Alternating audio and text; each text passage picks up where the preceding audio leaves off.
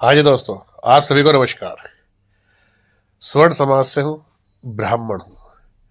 अभी एक कानून आया था 15 से 20 दिन पहले, यूजीसी यूनिवर्सिटी ग्रांट्स कमीशन, जिसका बहुत जोरों शोरों से विरोध हुआ है और होना भी चाहिए था। और ऐसा सुनने में आ रहा था कि इस कानून को लेकर के हम स्वर्ण समाज के अधिकारों की हानि होने वाली है, हमारे अधिकारों को रौंदा जाने वाला है, जिससे बहुत ज्यादा भेदभाव होने वाला है जाति में। तो जब इस विरोध को मैंने देखा तो मैंने सोचा कि चलो इस पर एक वीडियो बनाते हैं।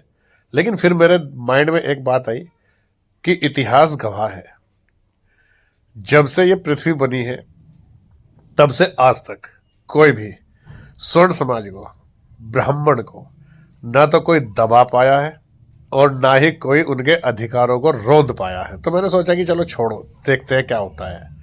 ऐसा जब आज तक नहीं हुआ तो आगे क्या होगा। फिर जब इसका बहुत ज़्यादा विरोध हुआ, नियम बनाए गए, नियम को ले जा करके इसे पारित कराने के लिए जब सुप्रीम कोर्ट में इसकी याचिका दायर हुई, तो फिर मैंने देखा कि जो सुप्रीम कोर्ट है, न्याय जो वहाँ के न्यायाधीश है, न्यायमूर्ति है, उनका नाम है सूर्यकांत। फिर मैंने गूगल पे सर्च किया कि ये सूर्यकांत जी जो है, न्यायमूर्ति सूर्यकांत जो है, ये किस जाति से बिलोंग करते हैं। तो भाई मेरी आंखें खुली की खुली रह गई। पता चला कि वे ब्राह्मण जाति से हैं, स्वर्ण समाज से हैं। तो मैं बिल्कुल शांत बैठ गया। मैंने कहा चलो अब तो कुछ होने वाला है ही नहीं। देखो एक चीज है, लोग बाग ये भूल जाते हैं कि जो ब्राह्मण जाति है वो जितनी शांत है उतनी ही आक्रामक और उतनी ही खतरनाक है, क्योंकि शस्त्र और शास्त्र दोनों ब्राह्मण की उंगलियों पर खेलते हैं।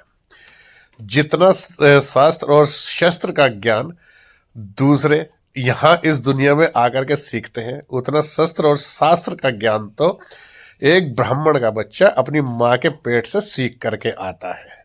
चाहे आप भगवान परशुराम को देख लो, चाणक्य को देख लो, और कितने भी देख लो चाहे, तो ऐसा तो कभी पॉसिबल हो ही नहीं सकता था कि एक ब्राह्मण या फिर स्वर्ण समाज के अधिकारों को कोई दूसरा छीन सके।